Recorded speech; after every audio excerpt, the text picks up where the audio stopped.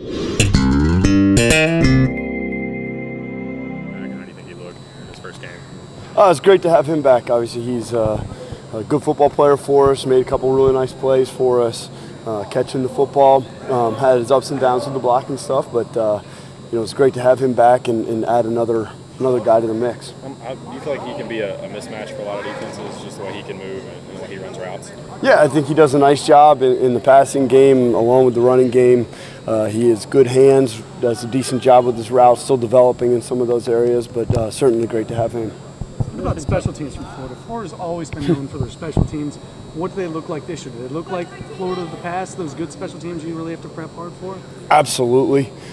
Their punting is outstanding. I think that guy's going to have a chance to win the national award this year. He's averaging 50 yards a punt, so he's certainly a weapon to flip the field. Obviously, DeBose, he's electric with the ball in his hands. I believe he's the SEC record holder for most kickoff returns for a touchdown. He has a couple big returns already this year, so he's extremely electric with the ball in his hands. So we got to do a great job in both of our coverage units there.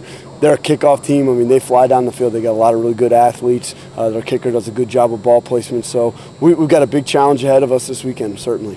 There's been talk about trying to release some of the defensive starters who are playing on special teams as well. Who's kind of been stepping up, maybe ready for an expanded role in special teams, kind of take some of the pressure off these guys who play on special teams?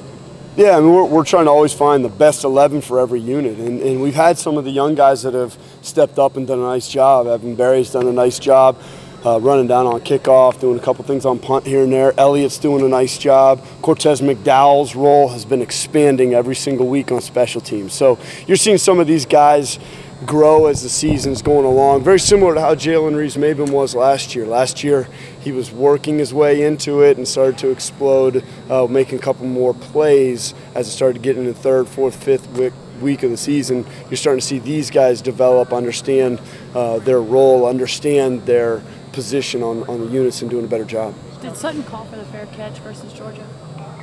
I'm sorry? Did Sutton call for the fair catch? Which instance are you talking about? Where he was contacted. Initially, everybody had thought that. Okay. No. Okay. No, he did not. Because he was kind of waving his arms a little bit, but he didn't signal. You're talking about the one where they downed it on the one. Is that correct? Yeah. No, he did not signal for a fair catch on that play. Okay. Nor did he wave anything off. He was trying to do his best job of pretending like he was catching the football. Just kind of encourage him a little bit. What you saw from Matt Dar in this past game, and struggled a little bit earlier in the season, the way he's been able to play last week. Matt Dar certainly took a step forward, had a really good day last week, so it was nice to see him bounce back from a subpar performance, a performance that he didn't do a great job, obviously, the week before, but he certainly stepped up this past week.